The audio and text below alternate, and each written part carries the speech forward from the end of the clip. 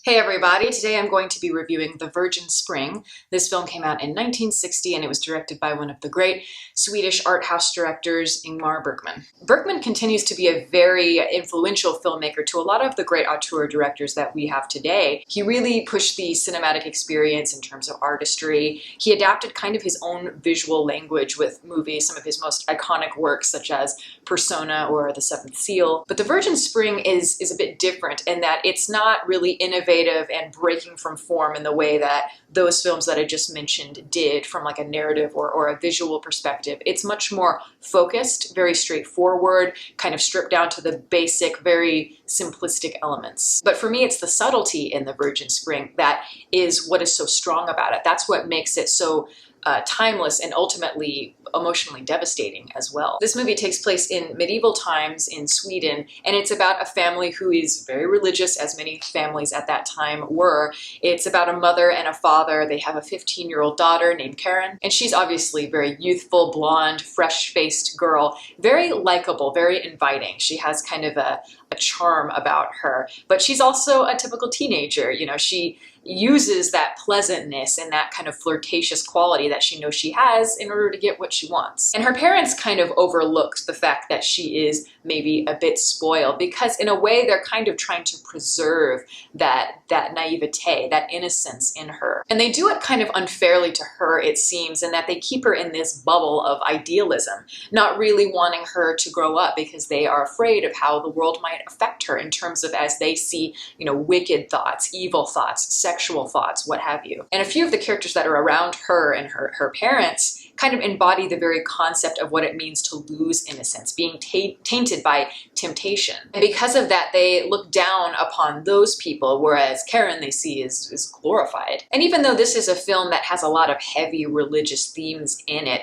I don't see it as really taking a stance in any way. I don't see it as pro-religion or anti-religion. It's not propaganda, and that is part of what's so powerful about it. It's not really judging these people, but rather it's kind of taking a snapshot of their lives and showing how it can resonate with so many other people. It's about how people, regardless of what happens, what's true or not true, it's about how we choose, how they choose to govern their lives, how they choose to rely on certain things to cope, simply because that is part of what human nature is. We are all flawed, we are all primal, and we are all vengeful. And this film shows a lot of that rawness through the simplicity, and that's another thing that I find to be definitely a strength. You know, despite the fact that this is a film that is about vengeance and it is about the tragedy of death, there's a feeling of evolution, of hope, and authenticity. You see a lot of imagery that involves animals throughout the film in different scenarios, and these are sort of emblems of kind of this tranquility yet this primal grit. This film relies heavily on silence, and I think that's also something that's really amazing about it, because I think so many movies, when you think about a movie that's about revenge, you think of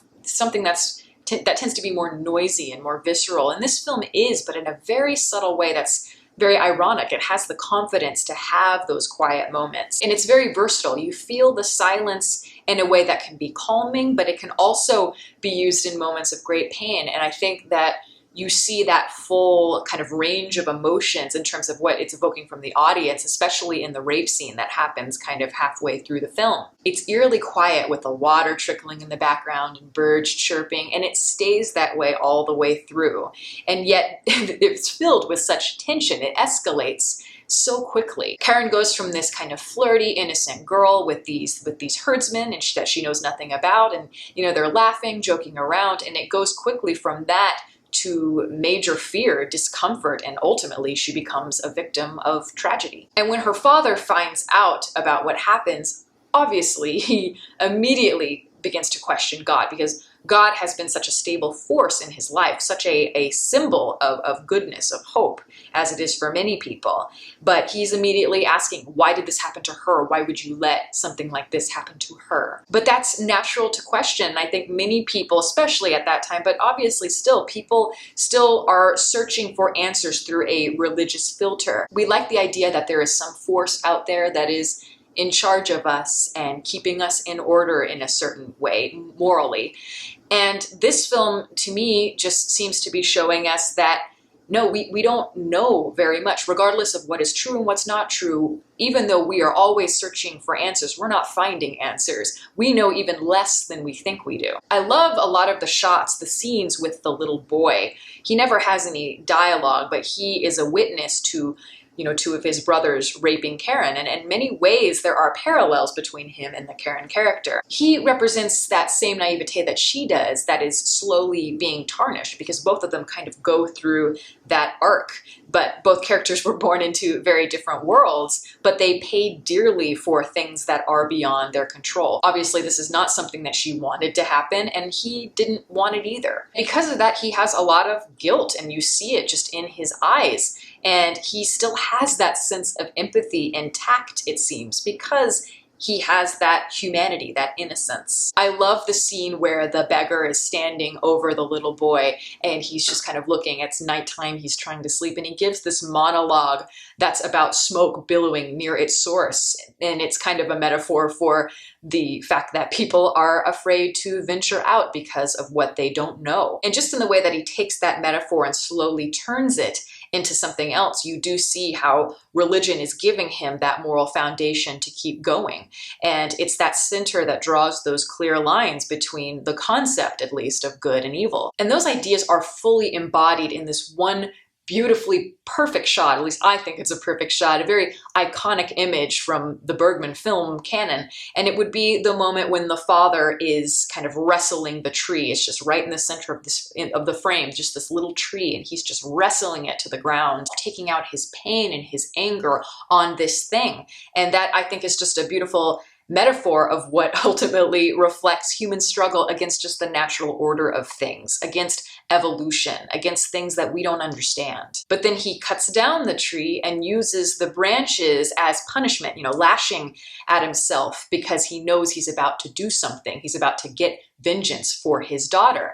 And that also is a wonderful metaphor of how humans use these resources and bend them in their own way that they might believe is moral, or at least following some sort of moral compass. And it's just that great dichotomy. This movie is just, it's full of anger and hate and pain, all of these things beneath the surface. And yet it's contrasted with this kind of patience, this sort of meditative stillness. And that is almost like the calm before the storm. You never know what's going to happen at any point, and it's all up to nature, the natural order of things, as I said, as obscure and unpredictable as it may be. This is definitely a grim film, but there's a real beauty to it. It has a spirit to it, no pun intended, but there's just true emotional meaning, I feel. There's a hopeful quality, especially at the end of the film. The idea that, yes, terrible things do happen at the hands of men, but that life goes on and the birth of new ideas and new beginnings come from the destruction and the ends of others. So this is a film that I highly recommend. I think it is the perfect place to start if you've never seen a Bergman film,